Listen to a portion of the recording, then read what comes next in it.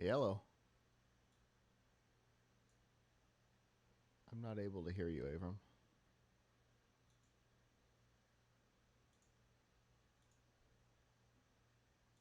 Still nothing. Let's see if it's my fault.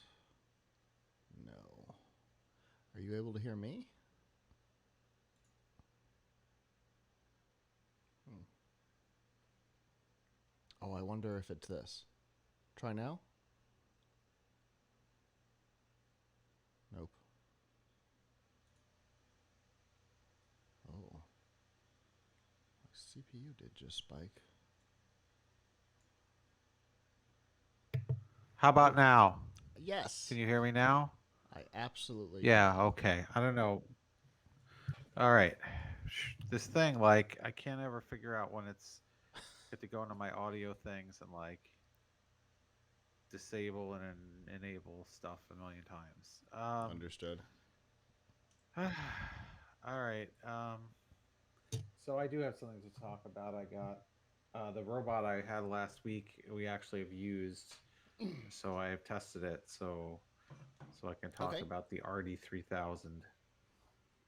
Yay. Uh, so what else are we gonna talk about? Um, the big four coming together for RCS, um, the Rich Great. Communication Service. Um, Fallout first, and the fallout surrounding it. Are you aware of that one? No. Uh, Fallout 76. Um, the number one requested feature was private worlds, and Uh-huh. Bethesda has allowed them to have private worlds, but they have to pay $12.99 a month to get it, Uh-huh. which is pretty intense.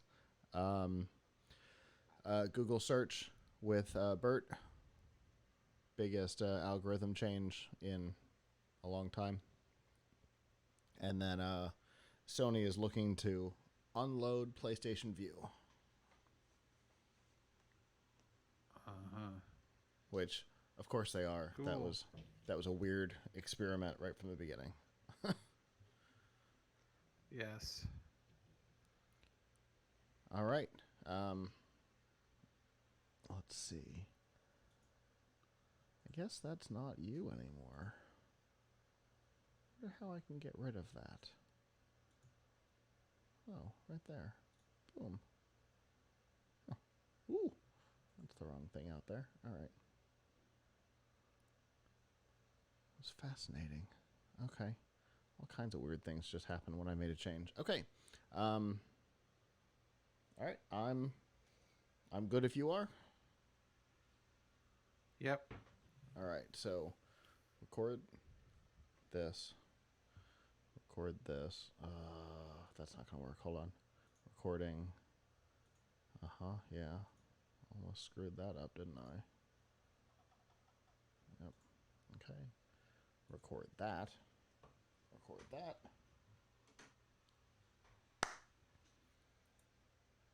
All right. Let's do this.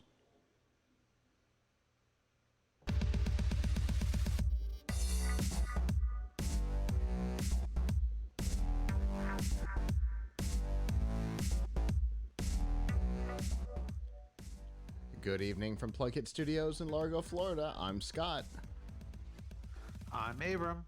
and we are here with episode 541 of F5 Live, Refreshing Technology, for Sunday, October 27th, 2019. This show is a proud part of the Tech Podcast Network. If it's tech, it's here.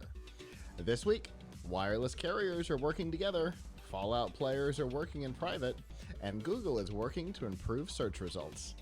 Wherever you are and however you're accessing our show, whether it be on social media, Facebook, Instagram, Twitter, Snapchat, on any of our live stream platforms, livestream.com, Mixer, Twitch, Periscope, YouTube Live, Facebook Live, on any of the podcatchers, Apple Podcasts, Google Podcasts, the Podcast Play app in the Windows Store, the myriad of others like Spotify, TuneIn, or, of course, on our website, plugkitslive.com. Thank you for making us a part of your day. There's two ways that you can do that. The first is Sunday nights at 9 p.m. Eastern. You can go to f5live.tv/join us, and from there you can chat with us in the studio as we talk about our topics. You can give your feedback. Avram and I always like to hear that. If you're not able to join us live, that is okay. You can also subscribe by going to plugkitslive.com/subscribe, and there you will see all the different ways that you can find us on social media and the podcatchers and a whole lot more. I think that's the spiel. Avram, how are you doing tonight? Pretty good. Pretty decent. Pretty decent's a good place to be. Pretty decent. Just a lot going on, a lot to do. But always good. Always good to be here. And so, how about you? Well, our team had our first CES 2020 meeting yesterday. So we have about 14 people on board so far, and hopefully a couple more for the live show. I am very excited about that because I have missed the big show. We've got some of the people who we haven't seen in a little while coming back too, hopefully. So it'll be nice. I think we've got 6 or 7 on-air people, which is back to the old days. Wow, fantastic. Very excited about that. What does your CES look like these days? Similar to when you were that's what I was thinking. No,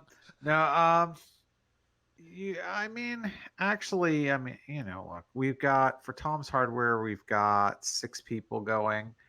So not, I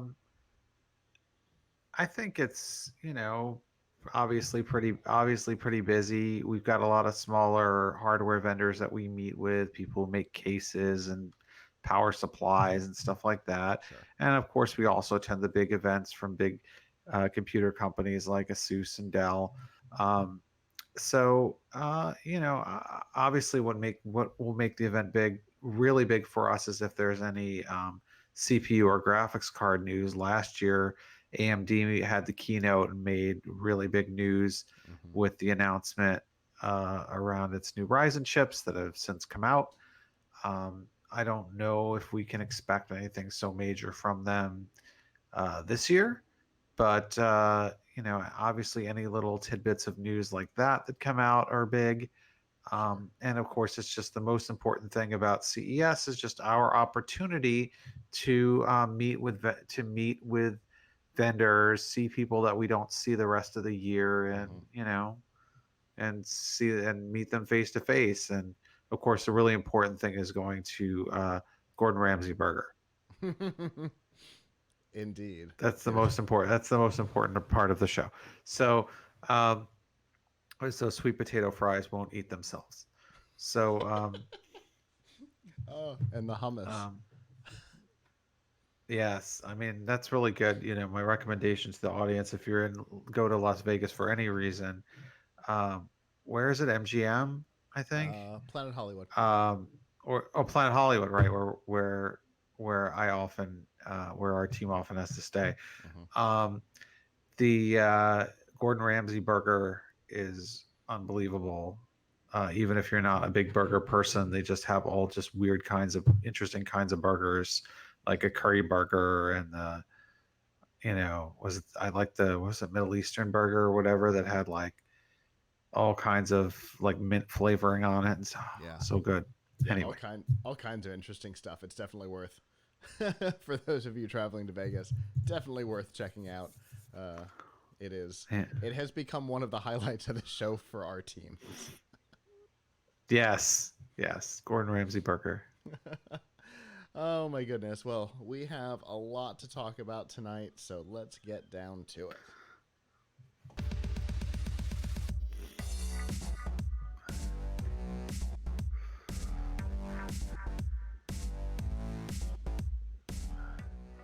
This week's Nifty Gifties on F5 Live is proudly powered by the Microsoft Store. Whether you're looking for the new Surface Laptop 3, the Surface Pro 7, or things that aren't Surface related, maybe an Xbox One S or X, maybe you're looking for games for your new Xbox, or even a phone with the Samsung Galaxy S10 and Note 10 available, plus of course the ability to pre-order some of the newer devices coming out in the next couple of weeks. All of that is available by going to f5live.tv/Microsoft.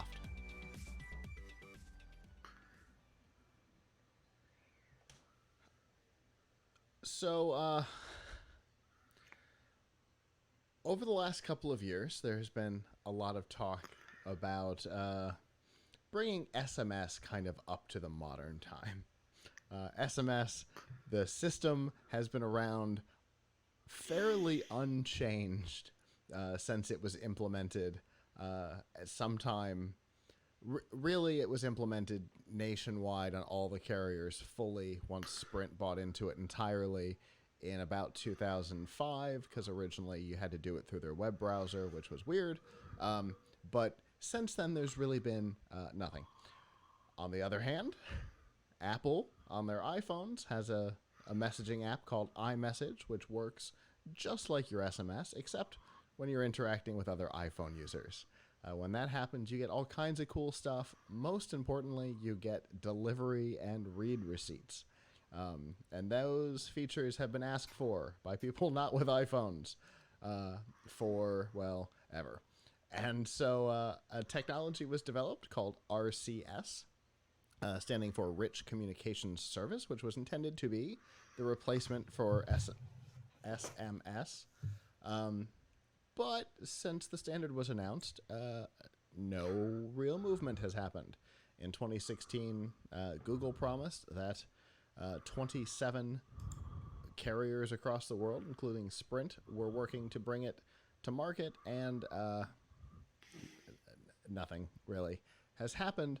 And part of that is because even if Sprint had it, it would only be Sprint to Sprint. Because everybody, for a standard to work, everybody has to be on it, right? So it means nothing. Ask FireWire. It means nothing if basically only Apple adopts it. And so that's where RCS has been. However, this week an announcement came out of the Big Four: AT&T, Sprint, T-Mobile, and Verizon. They are working together in a partnership called Cross Carrier Messaging Initiative that will bring RCS to all four of the major carriers in 2020. And that's a big move, right? Because like I said, everybody has to be on board or it doesn't really matter.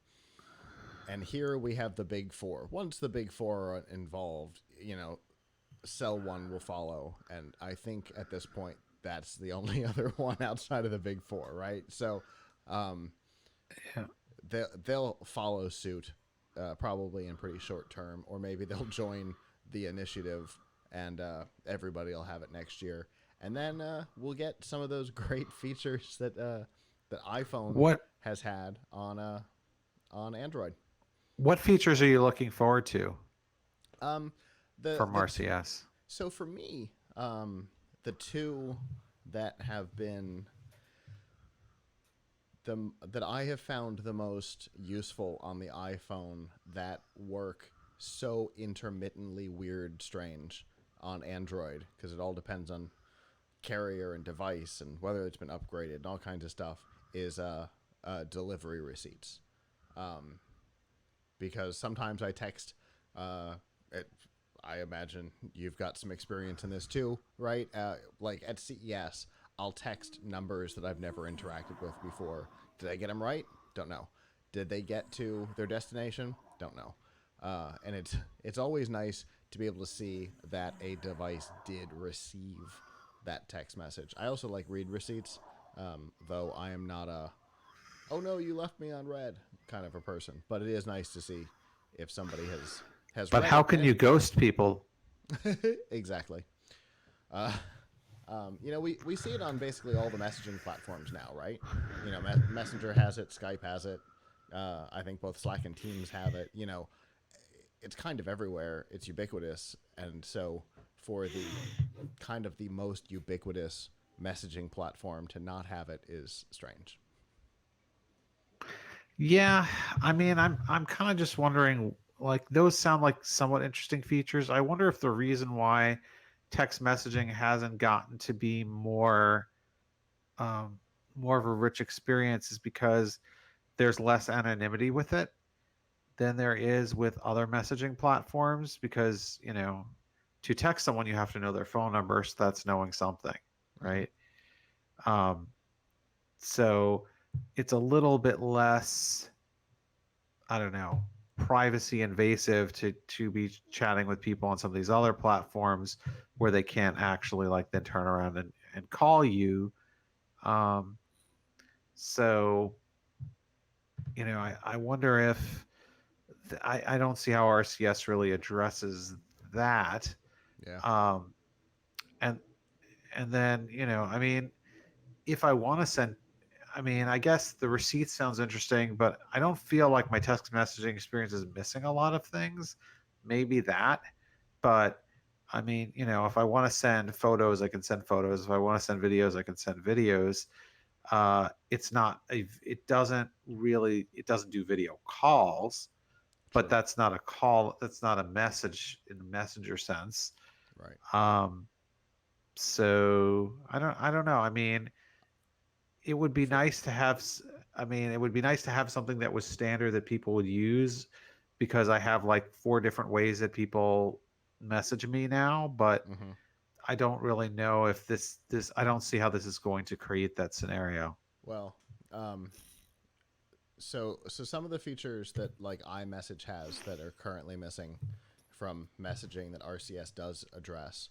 Um, First of all, is proper group chats, so that you're in a group text. You know that you're in a group text. It tells you who's in the group, things like that, which I'm a big fan of because I hate group messages, and it's nice to be able to escape them. Um, for me, for me, especially when we're like, for example, when we're at CES is a great example. We do a lot of live blog stuff, and one of the things we've discovered is that the SMS side of things, like the texting side of the network, seems to work better than the data side. And so we'll text pictures to somebody who's in the studio to be able to publish to the live blog. But unless you're sending an iMessage, the pictures all get compressed, massively compressed. And RCS supports pictures up to 10 meg per photo. And it goes over the messaging side of the network instead of the data side of the network. So you can get around all of the oddities Ah, of but network then congestion. but then there'll be more network congestion on the SMS side because people will be sending larger files, so it may defeat the purpose. That's true. It might very well. So it works really well as long as not a lot of people are using it. Certainly, so long as Right. you're not in a heavily congested thing like CES or E3 or Yeah. Mobile Yeah. World But you're Congress or something like that. but you're right. It's I mean, I'm sure it is definitely good to see some improvement in a standard that hasn't really improved in a long time. But I guess what would be more interesting would be a way to kind of better combine the different ways people message you into one platform or one app or one feed, so that if somebody sends me a message on Facebook, I get it in the same app as somebody sends me a message on Slack, as somebody sends me a message on Skype, as somebody sends me an SMS. That's what Palm's WebOS called Synergy, was that messaging Yes. platform. Yes, and we've seen attempts at that over the years. I understand. You and I have discussed this before. Companies love to have their proprietary messaging Mm-hmm. platform because it's lock-in. Um, Right. but But we that saw, would be nice. Palm Palms Synergy incorporated like 8 different messaging platforms into a single profile and a single messaging app. Windows Phone had at least 3 because they had text, Skype, and Facebook Messenger in Windows Phone 7 and 8. Facebook went away in 8.1. But that was because of Facebook, not nothing more. Right. But yeah, well, that's the thing. You need cooperation. Yeah, exactly. Just like you need for RCS. Indeed, because the thing that you're trying to build is ubiquity, right?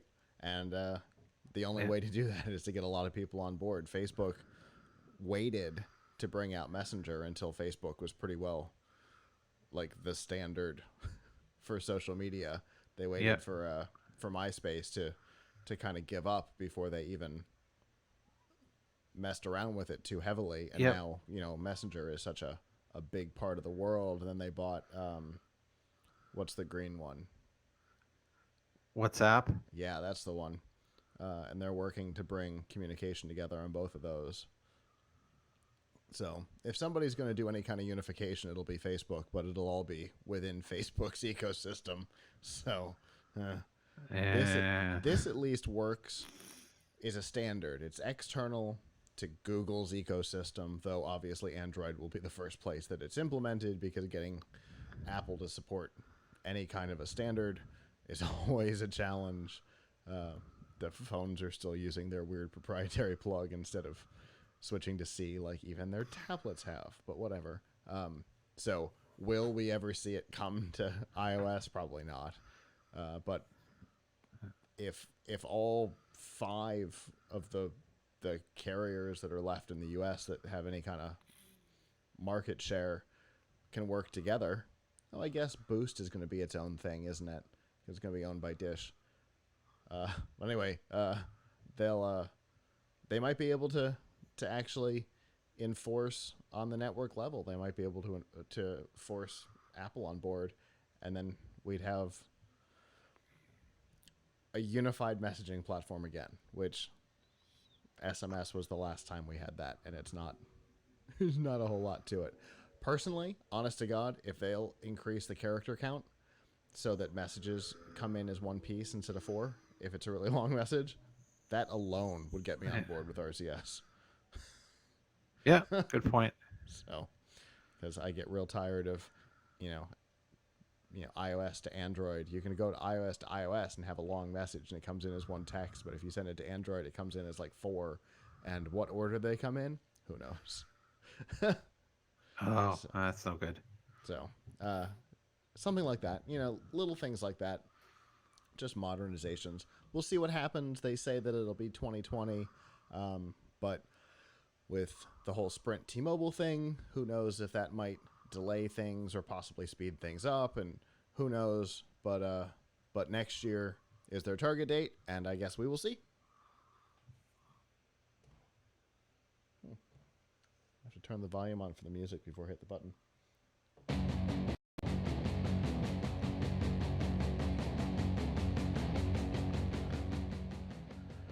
This week's Pilch Point with Avram Pilch is proudly powered by PureVPN.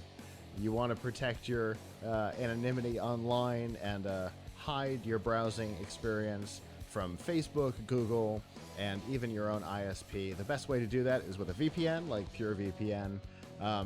Plus, you have the ability to report a different location, so that if you're traveling abroad and you still want to be able to use your Amazon Prime Video or something like that, you can still do that as well. And right now, we have got an even better plan than usual.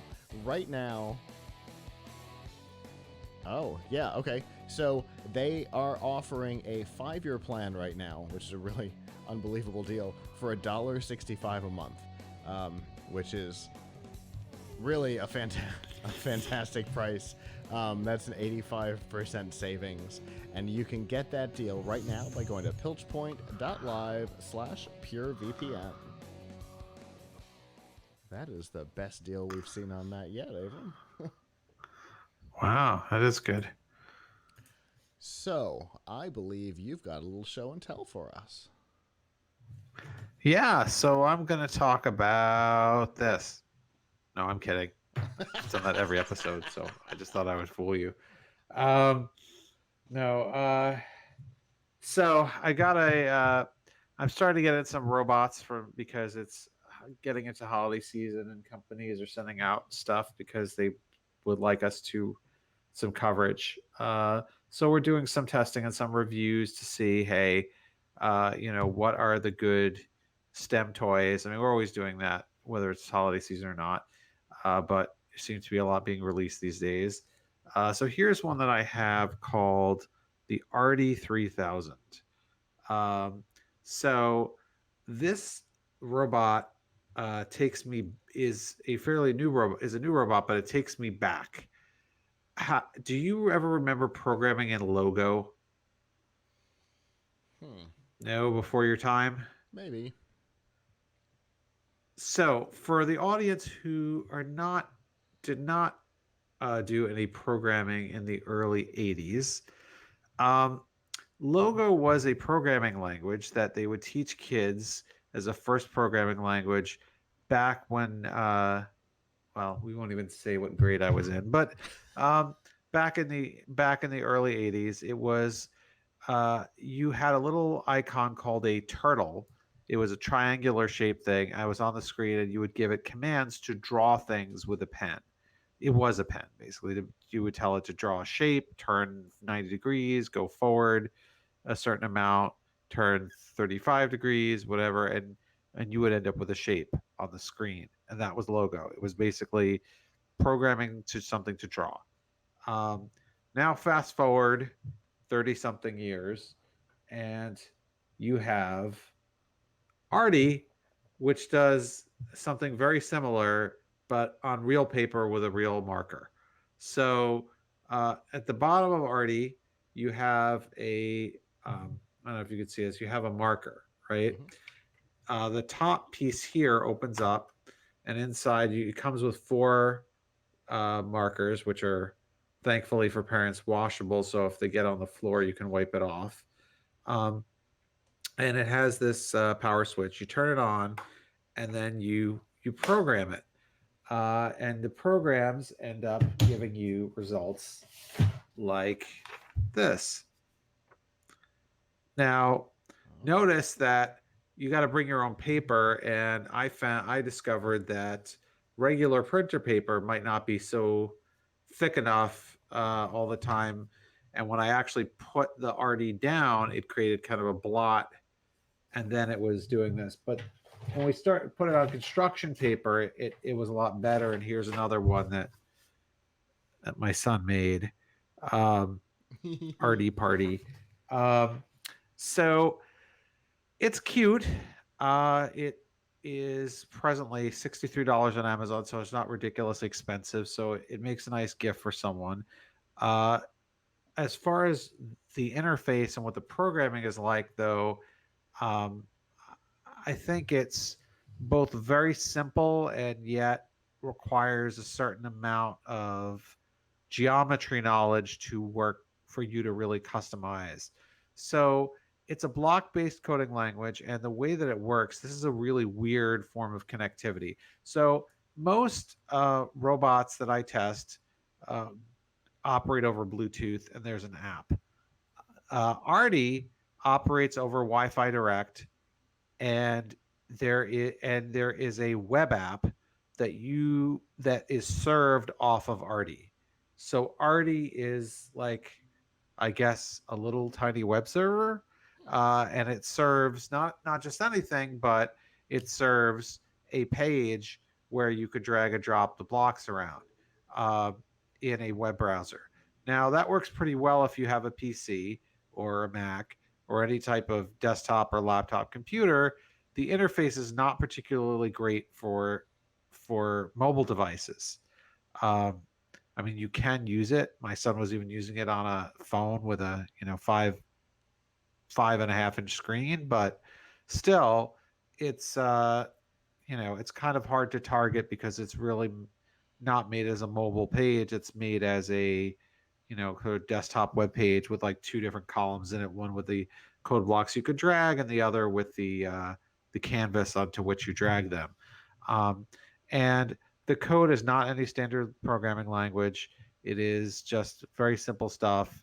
There's only like 5 blocks that you can use. There's like turn a certain number of degrees in one direction, put the pen up, put the pen down, and go forward or backward a certain amount of millimeters or inches. And then you could use loops to repeat something a certain number of times. Uh, that that is all.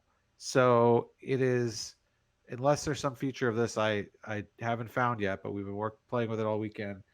It's just that simple. Now, the bright side, it makes it not very complicated, and they give you some cards that actually give you programs that you could type in yourself, um, for making designs like this one. So to be honest, I typed this in, off a card. I didn't invent this, come up with this one myself. Um, but my son has had a lot of fun with it. Whether he's learning really valuable concepts in programming, I don't know how valuable they are compared to things he's learned from other devices and other STEM kits, because there's a very kind of limited number of blocks.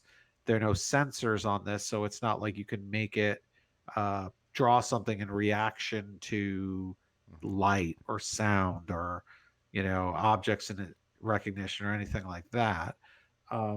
But it's not very expensive at $63.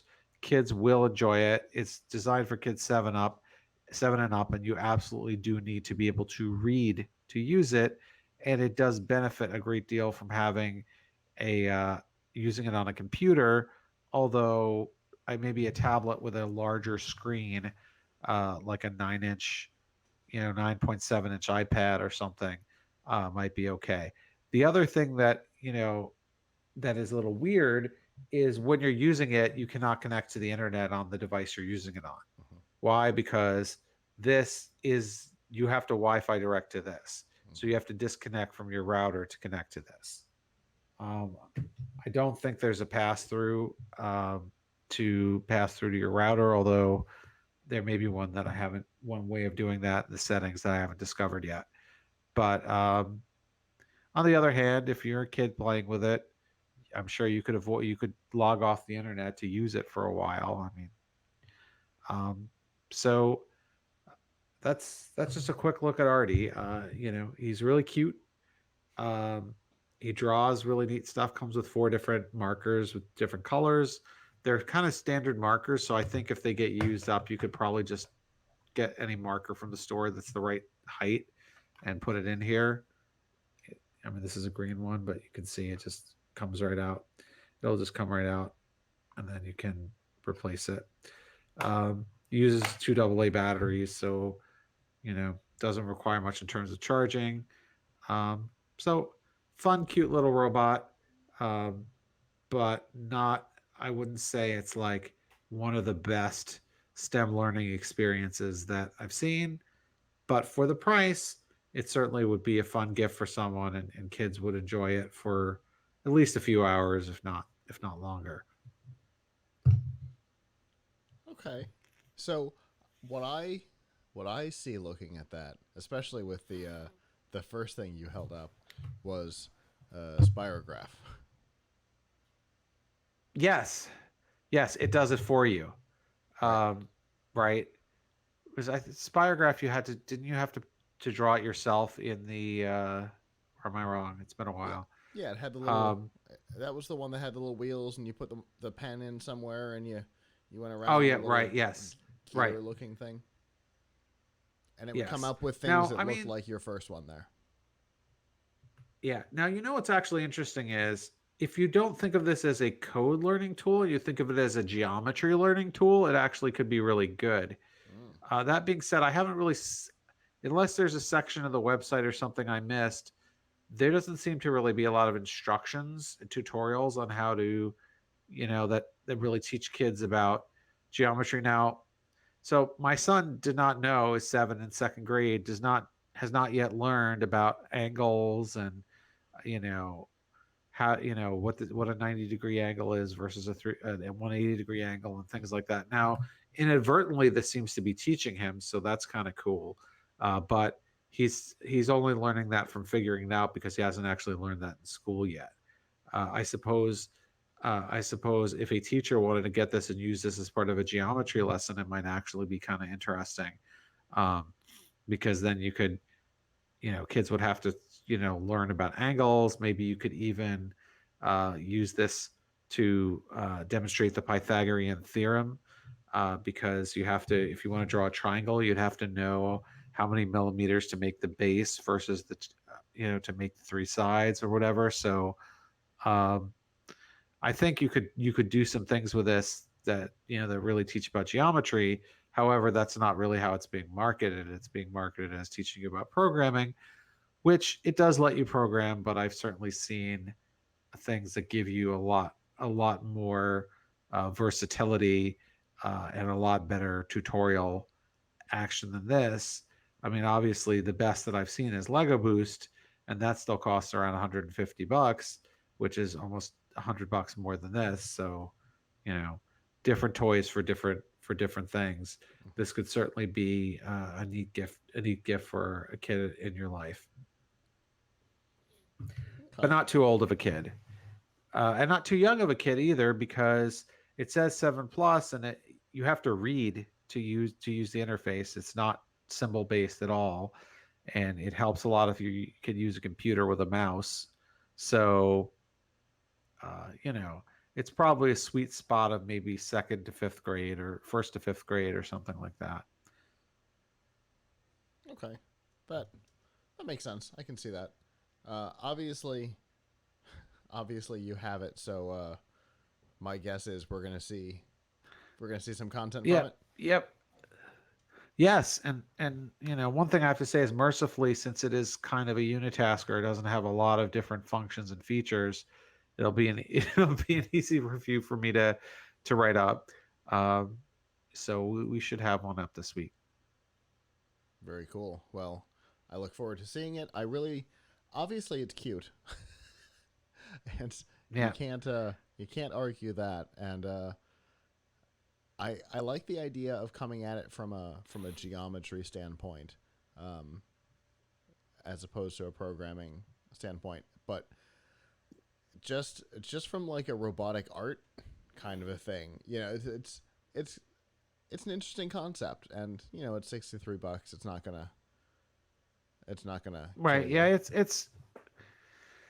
It's not bad. I mean, I guess the thing that I'm really looking for in STEM toys is either something that is going to involve both inputs and outputs. So something that has sensors, I always like, and even if they have to have a block-based coding language, either make it so dead simple that any pre-literate kid can use it, like Lego Boost is all symbol based, so no writing, or provided a learning path for kids to graduate to adult programming. And I mean, yes, there's like repeat loops in this, but I didn't really see any way to do like an if then. Well, if what, right? Because there's no sensors. So what's the condition it would be looking for, right? That's one of the issues. So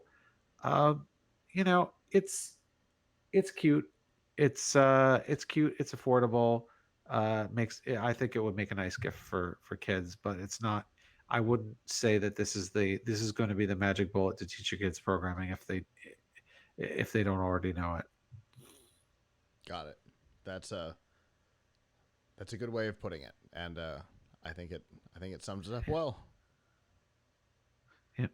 Well, Avram, always appreciate seeing what you're working on for Tom's Hardware, and look forward to seeing what we got next.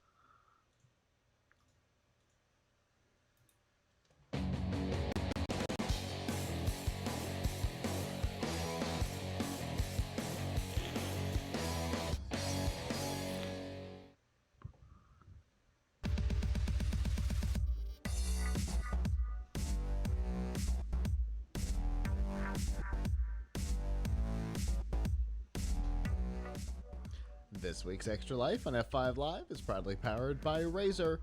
All the accessories you need to up your game on both PC and console are available from Razer. Whether you're looking for the Razer Raptor 27-inch awesome looking monitor, you're looking for a great mouse like the new Razer Viper Ultimate, a whole new laptop like the Razer Blade Studio Edition, or a whole lot more keyboards and webcams and all kinds of stuff for streaming and all of that are available by going to f5live.tv/Razer.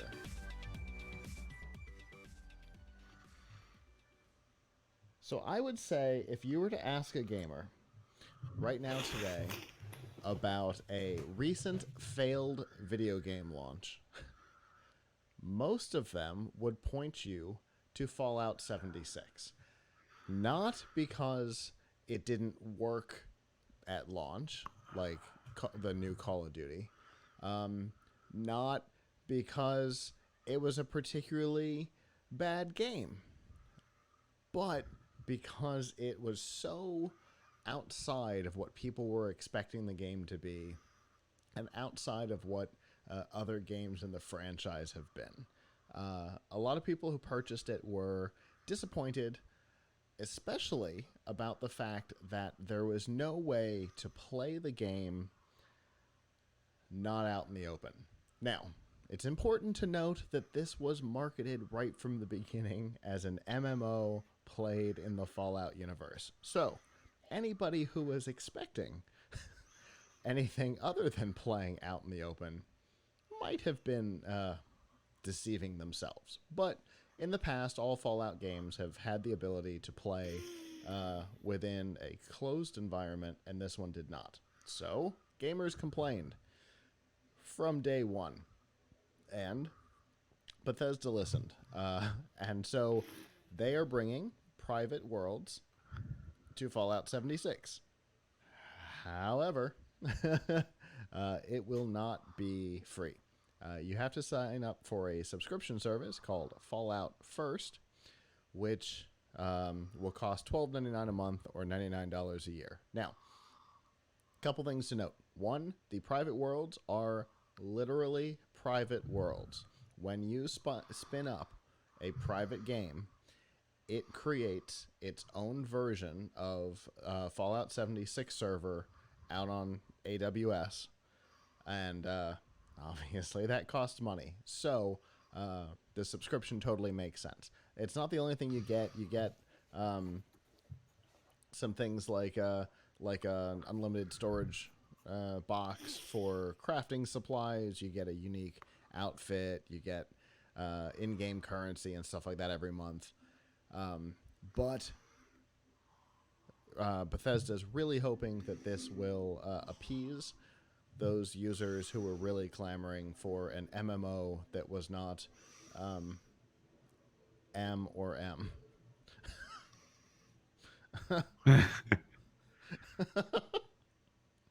It's the only way I can put it, right? It's not massive nor really, massively multiplayer. It's just online. Well, I haven't played Fallout 76, so I ask you the question: Do you think it is such a violent game that kids under 18 shouldn't play it? Well, that's an interesting question. I don't know. So what is it? Do we know what it's rated? I don't. Like, let's see.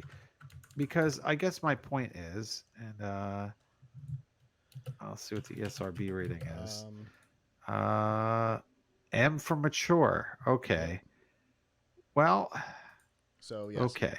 Well, I was going to say that if you had a kid, you would definitely not want them to be out in the world on a server with all the weirdos in the public, all the strangers. Although we see a lot of people letting kids onto public servers. We have a friend whose kid is the same age as Isaac, 7 years old, and they play Fortnite and I find that kind of a little disturbing. Just myself, but anyway. But if you're M for mature, I guess you can deal with the other weirdos. But not everybody wants to. Maybe they just want to enjoy the game, Hmm. um, enjoy going through the game without all kinds of strangers doing strange things. And I can totally understand that. I have probably talked about this before because it was the thing that disappointed me the most about Dead Island was the fact that people from the outside world showed up in your game uh, without my knowledge. I mean, I had it opening night, and I was not prepared for that, despite having watched everything that was produced and written about it several times. I was not prepared. I assumed that you had to invite people into your game, but nope. I got out of my Jeep to go pick something up and turned around, and somebody had driven off in my Jeep. And that, that was the last straw for me on that game. But that was already pretty pissed off at it by that point. Um, but so yeah, I can totally appreciate the idea of a game might be designed for general interaction, but you want to close it to just your friends because if I could have done that with Dead Island, I may have made it past losing my Jeep on the beach. Um, as it Yeah. stands, it does not even sit in my game collection. Uh, um, Yeah.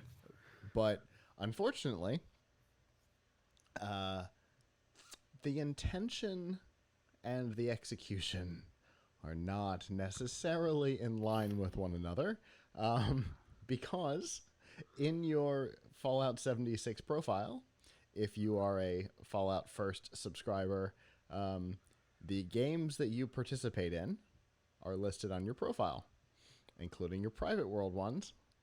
And so people from the outside world who are friends with you and can look at your profile can join into your games, including your private games, without you inviting them. And so for those people who have very large friends lists so that they can trade, because that's, in an MMO, being able to trade is a huge thing. And so in Fallout 76, having somebody on your friends list makes that process way easier. All of a sudden, your private world is suddenly not that anymore.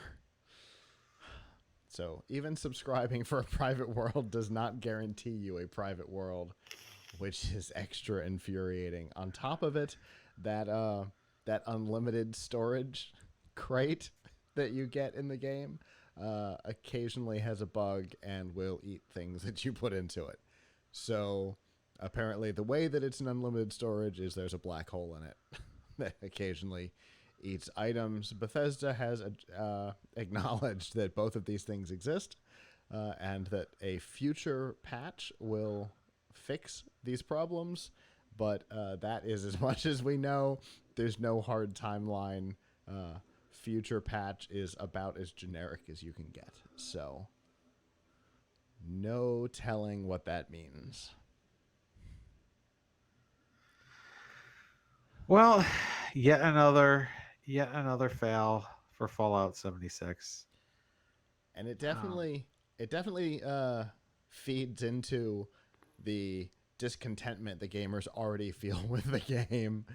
They appease you, but not really. And then here's something else you get. Oh, but not really. So it's definitely not great. And on top of it, my favorite part of the whole thing is they forgot to register the domain.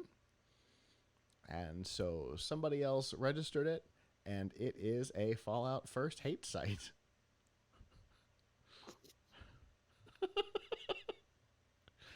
So good job, Bethesda.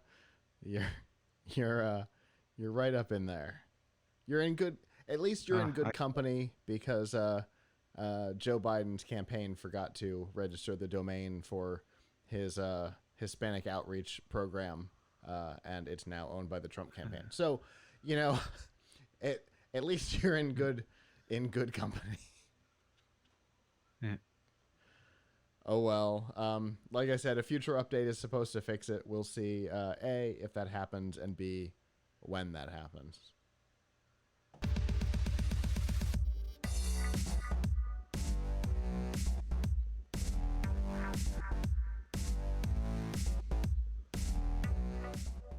This week's news from the tubes and F5 Live is proudly powered by RiffTrax. Make fun of movies or let these guys do it for you.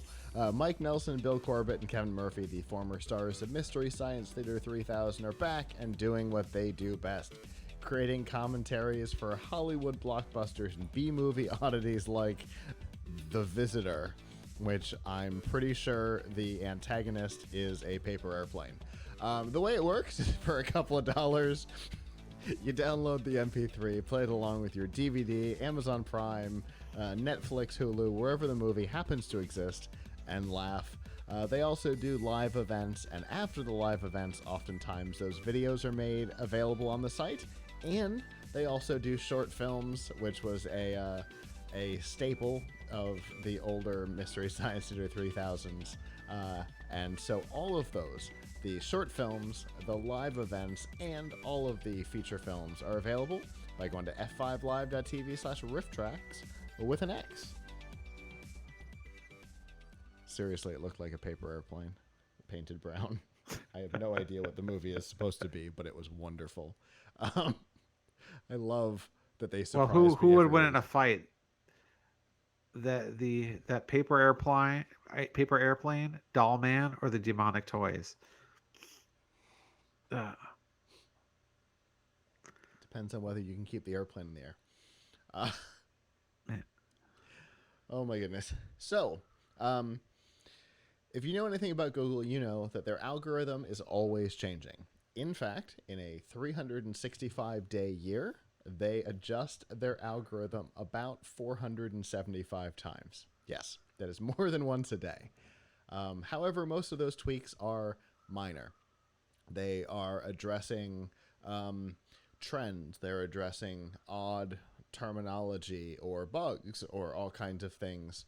It is unusual for them to make a change to the algorithm that is so big that they feel they need to write a blog post explaining what the change to the algorithm is.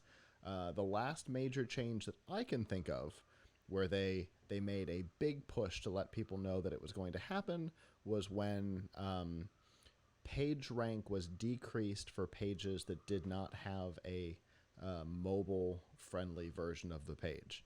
And that was, 3 or 4 years ago. This week, however, Google announced what might be an even bigger change than demoting non-mobile friendly pages, and that is a system called BERT. Yes, B-E-R-T. It stands for something long and annoying, so we will continue to call it BERT. Essentially, what this is a natural language processor that will be able to pick out more than just the little keywords that the Google search currently looks for, what they refer to as a bag of words. One of the examples that they used that I thought was fascinating was about parking. Yeah, parking on a hill with no curb. So most of the words in that search phrase would be used for searching, but what they consider to be a superfluous term, the word no, gets dropped. And so you get search results for how to park on a hill with a curb. Another great example that they used was, can you get medicine for someone pharmacy? Now, it's important to note that that phrasing is strange, but it is a search that they get, which is why they used it. Out of that entire thing, the only two keywords that get picked up are medicine and pharmacy. And so you would get local pharmacies instead of what you asked for. Under BERT, both of these will start returning the appropriate search results. As far as parking, you will get no curb results. And as far as the pharmacy, you will actually get results about the legality of picking up medications for somebody else, which is what you're trying to ask for. So obviously, they're trying to enhance their search results. They say that this is going to affect 1 in 10 searches, Avram. You know, it's interesting. I was thinking about this, and I don't know if it's really going to. I could be wrong, but I don't know if it's really going to be something that's going to change the game a lot for content providers so much, because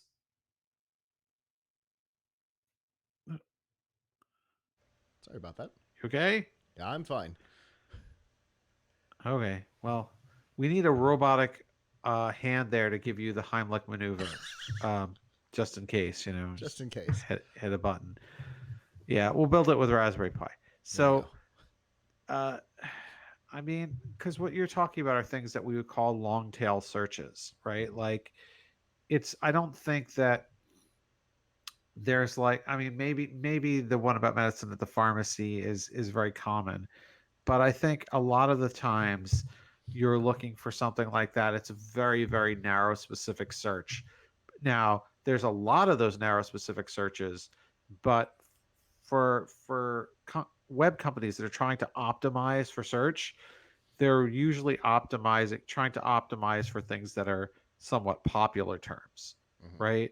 So, um, so I don't really see how.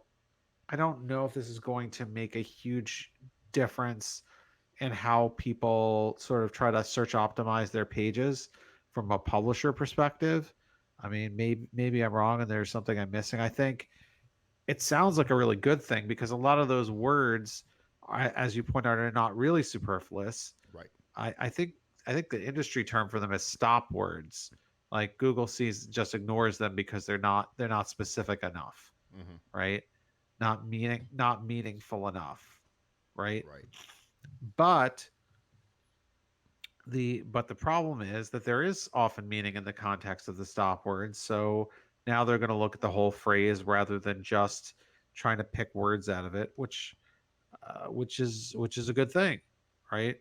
I have certainly had things that I searched for where I was trying to look up how not to do something or how to do something or whatever, and I got kind of shuffled to a forum post or something where I was like, oh, here's how you do this or something related, not exactly what I wanted. Mm-hmm. Um, so yeah, I mean, if this gets you that very uber specific result that you're looking for, um, it's going to be an improvement. Yeah, So from a user I can't. standpoint, for sure. There's, I think everybody is in agreement on that. There's definitely discussion about, um, for people who create content to create content. For example, what Plugits Live and Tom's Hardware, Tom's Guide, you know, Laptop Mag, uh, what we as a group do, uh, will probably not be affected. But for sites that try to play the game that is Google, uh, they might they might see some issues, but they might also see improvements. Right? It might actually mean that you know somebody who's creating a how-to on um, the legality of getting a visa for a traveler from Brazil coming to the U.S. This is another one of their examples. Um, who Okay. knows that Google is going to return, is going to bump out certain words. For example, in the search phrase 2019 Brazil traveler to USA need a visa, um, they know that Google is going to dump out the word to. And so they have to create content that is both relevant to the question, but maybe might get picked up and indexed for the wrong question. Uh, that work might go away. So all in, it might actually make lives better because you don't have to know the game. You don't have to play the game to be able to be found. And you might not even have to buy what in this case would be travel keywords, because what Google thinks you're doing is traveling from the US to Brazil in that term, which is insane. You don't have to buy travel keywords, which are way more expensive than buying a keyword about a visa, which I would imagine would be less expensive. So I think it's a good thing for everybody. Except and those also, companies that make their think living about it this way. Playing the game. Yeah, I think it's a hard game to play though. I mean, we're all trying to listen. We're all trying to get our stuff to return high in Google. Like, let's Sure. not beat around the bush, right? We're all trying to do things to make sure that when somebody is searching for something that you provide, that you come up higher on this result page Sure. than competitors. There's no question about it. But you know, in terms of trying to fool people into clicking, that's a game that into clicking on stuff that's not what they searched for. That's always a losing game because Google knows when there's a high bounce rate on your page. If people have backed out of your page right away because they found the wrong, it wasn't. They'll assume it wasn't what they wanted, and they'll kick you off anyway. Mm-hmm. What I think is interesting is if this is being publicized, I wonder if it starts to change the way people conduct their search queries, because for some of these sorts of things, you have to keep refining and refining your query because you're not really getting what you want, or you're ending up clicking more items on the page because you're not getting what you want. Right. I wish I could remember exactly what it was, but there were several different like programming things I was looking for in the last week or two, where I would just get a lot of stuff that wasn't really what I was looking for. Like I think I was looking for like how to emulate a keyboard event in JavaScript to try and make it type into a field, and I was getting like all kinds of other stuff about filling in a field, but it wasn't actually emulating a keyboard event. So yeah, like if this makes Google better at interpreting those terms, well, I would be more likely to use a more complex natural language search term. True. Rather than trying to, because like part of the reason why a lot of those things are missing words is, yes, on the one hand, people don't like to type, so they won't type on a word they think is unnecessary. On the other hand, like, was it how to get pharmacy someone else, right? But on the other hand, if they think that their words are actually being interpreted by Google correctly, then maybe they will type it out in a more natural language way. Because I think people have gotten the message that a lot of the words are ignored. So why should I bother entering all these extraneous words anyway? Indeed. I know my mother uses search through voice a lot, and she always asks questions in broken English, like it's not her first language, because she's learned that the search results come back weird if you try to speak to it like it's a person. And so maybe this will help with that. I will tell you from my personal experience looking for programming stuff, Google is not the way to go. I abandoned it years ago for trying to find programming help. Possibly because of the algorithm, possibly because of the way that it drops words that to a normal search term might be unimportant, but when you're trying to do, look for certain aspects of JavaScript might be important. And, maybe we'll see results like that start getting better too.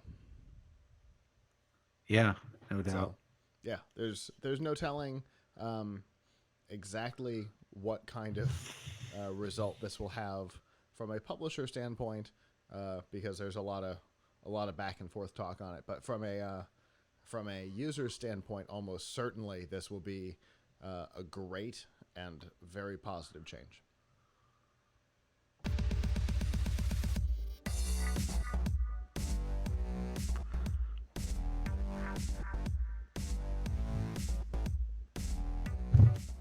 This week's DRM, not included on F5 Live, is proudly powered by Amazon Prime. You know you get your free shipping sometimes next day or same day, but there's a whole lot more that comes with your subscription. The first, of course, is Amazon Prime Music, which gives you several million tracks available to stream for free as part of your subscription, and it gives you a discount to sign up for the full Amazon Music account. Amazon Prime Video has all kinds of TV and movies and documentaries, both original and licensed content, which is great to watch, and it's available on basically every platform. And again, part of your subscription. For me, it's all about Twitch Prime. It gives you the ability to subscribe for free and help out a content creator of your choice. You can use it to subscribe to Pluckets Live or any other content creator to help fund their production. You also get free games every month, just like Xbox Live, PlayStation Network, or Switch Online. You get free games every month, and with Twitch Prime, they are yours. So definitely go claim them and enjoy them. If you are a current subscriber to Amazon Prime, we have quick links to get you to all of these features and more. If you're not currently a subscriber, we have a 30-day free trial, so you can find out if all these things are for you. You can find all of that by going to f5live.tv/prime. I see your question in the Mixer chat room. We will get to you as soon as this topic is done, I promise. Avram and I, we have been talking for a year about the crowded streaming space and how the herd will thin itself eventually. We have seen, Disney start combining Hulu and Disney Plus subscriptions or giving discounts for one to the other. We have seen some companies struggle, like AT&T TV Now or whatever DirecTV Now is now called. We've seen them struggle and raise their prices to the point where they are officially more expensive than AT&T's own hardline cable subscription, which is insane. But eventually we are going to see some of these either get kind of rolled up into another one or disappear altogether. And it looks like the first one that will likely make a change will be PlayStation Vue, which was one of the first cable replacement streaming services, which now has competition from everybody, Hulu and Google and AT&T, and everybody's kind of in that space now. For Sony, it was a weird experiment, right? Because they've been a content creator, they've been a commercial distributor, but they've never really been a consumer distributor until this product. And they made the same weird mistake that Microsoft made and tried to put their entertainment brand under the banner of their gaming empire. And interestingly, they did it after Microsoft started renaming Xbox Music to Groove. So that was a weird move. As it stands right now, Sony has brought Bank of America Merrill Lynch in to help them sell the brand. But my guess is, Avram, that this is going to be a challenge for them for a couple of reasons. The most important being the actual brand itself. I cannot imagine that Sony is going to let another company operate a product with the PlayStation brand on it. And I can't imagine that a buyer is going to want to buy something that they immediately have to rebrand. Yeah, I don't know what this is going to do for anybody. It sounds like it could be one of those, another company that has a subscription service buys this just for the list or whatever, for the subscriber list, and then tries to transition everybody into their own service. Like Hulu with I mean, I Live, feel like, or YouTube TV buys it and rolls it into their existing subscription.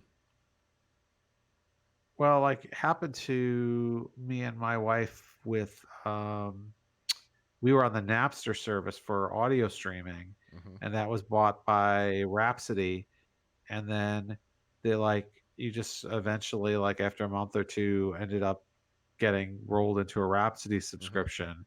Sure. So I think they bought it just purely for the membership Subscribers. for the member list for the subscribers. So I think that seems to me like what would happen here because the brand has very little value. Uh, I mean, also I don't know if it was a good brand to begin with because, as you say, it was rolled up as a gaming brand. So if you weren't on PlayStation, if you weren't a PlayStation user, you might think, oh well, I need a PlayStation to use this service, Which was which exactly what inherently limits happened the with audience.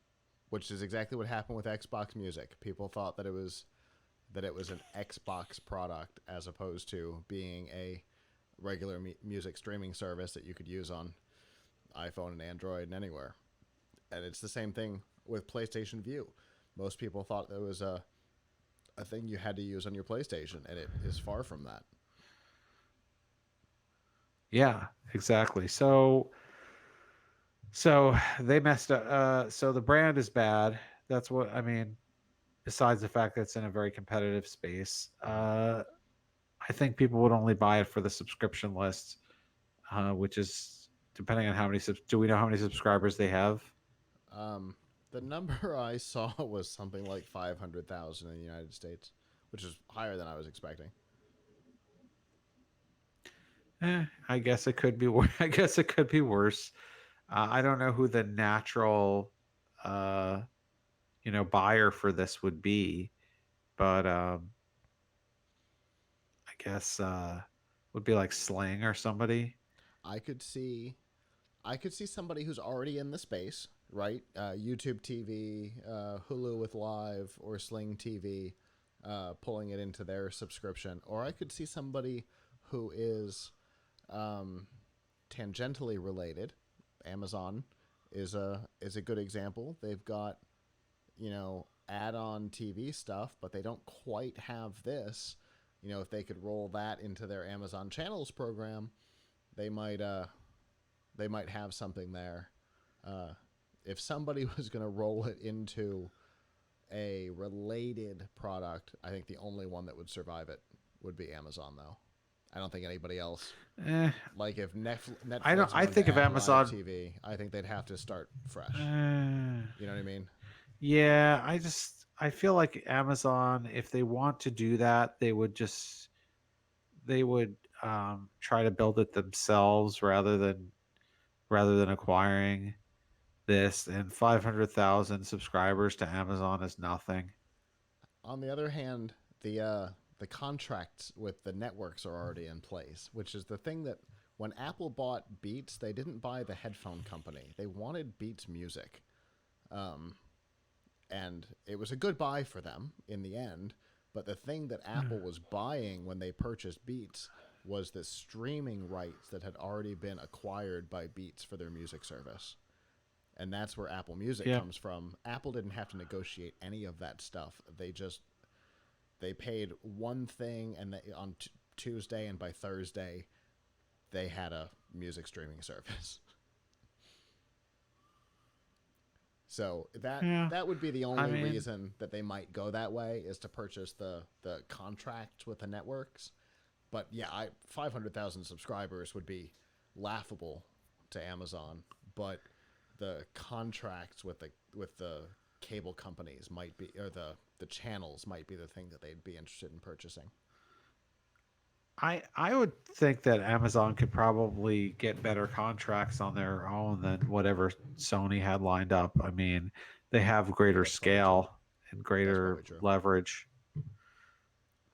That's true. So I So don't yeah, know. I think it would have to be maybe it would another have to smaller company. yeah, maybe it would have to be somebody who already has this and roll it in Sling or YouTube or Hulu with Live, something like that. Yeah.